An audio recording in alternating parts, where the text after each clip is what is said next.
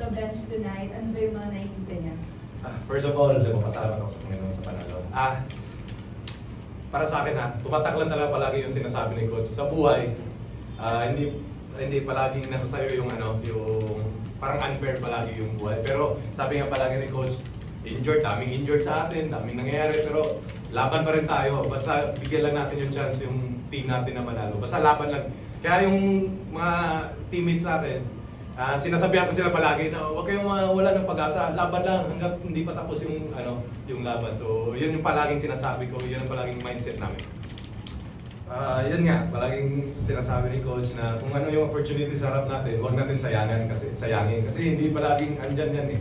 So yun, nire-remind kami, nung start pa lang ng season, parang relax kami. 0-3 kagad eh. Yun, 0-1 kagad yun. After nun. So parang sa buhay, hindi lang sa basketball, sa buhay, minsan yung opportunity hindi bumabalik sa'yo eh. So yun, hindi namin sinasayang. Kaya twice, kailangan namin talunin ng 2 beses yung Magnolia. Basta may opportunity pa naman eh. So yun, hindi namin sinayang.